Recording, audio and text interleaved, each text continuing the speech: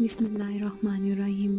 اسماعیل بن ابراہیم ابن علی نے ابو حیان سے، انہوں نے ابو زرع بن عمرو بن جریر سے، اور انہوں نے حضرت ابو ہریرہ رضی اللہ عنہ سے روایت کی، کہا رسول اللہ صلی اللہ علیہ وآلہ وسلم ایک دن لوگوں کے سامنے تشریف فرما تھے۔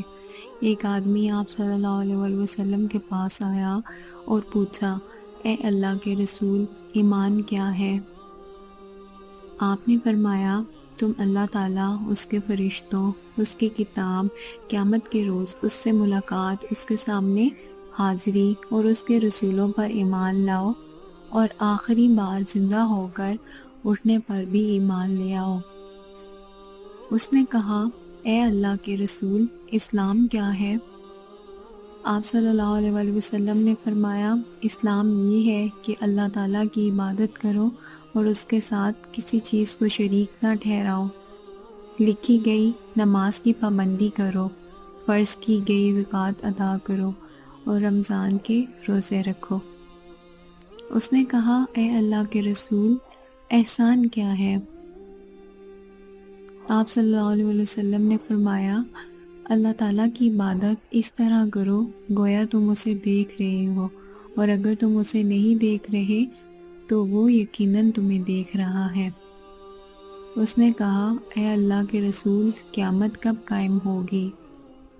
آپ نے فرمایا، جس سے سوال کیا گیا ہے وہ اس کے بارے میں پوچھنے والے سے زیادہ آگاہ نہیں، لیکن میں تمہیں قیامت کی نشانیاں بتائے دیتا ہوں۔ جب لونڈی اپنا مالک چنے گی تو یہ اس کی نشانیوں میں سے ہے، اور جب ننگے بدن اور ننگے پاؤں والے لوگوں کے سردار بن جائیں گے تو یہ اس کی نشانیوں میں سے ہے، اور جب بھیڑ بکریاں چرانے والے اونچی اونچی عمارتیں بنانے میں ایک دوسرے سے مقابلہ کریں گے تو یہ اس کی علامت میں سے ہے۔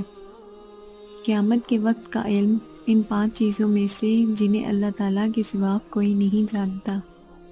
پھر آپ صلی اللہ علیہ وآلہ وسلم نے آیت پڑھی، بے شک اللہ تعالیٰ ہی کے پاس قیامت کا علم ہے، وہی بارش برساتا ہے، اور وہی جانتا ہے کہ ارحام ماؤں کے پیٹوں میں کیا ہے۔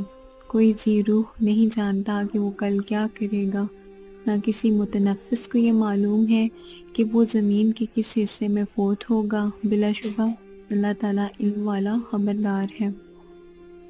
حضرت ابو ہریرہ رضی اللہ عنہ نے کہا، پھر وہ آدمی واپس چلا گیا تو رسول اللہ صلی اللہ علیہ وآلہ وسلم نے فرمایا، اس آدمی کو میرے پاس لے آؤ۔ صحابہ کرام رضی اللہ عنہ اسے واپس لانے کے لیے بھاگ دوڑ کرنے لگے تو انہیں کچھ نظر نہ آیا۔ رسول اللہ صلی اللہ علیہ وآلہ وسلم نے فرمایا، یہ جبرائیل علیہ السلام تھے جو لوگوں کو ان کا دین سکھانے آئے تھے۔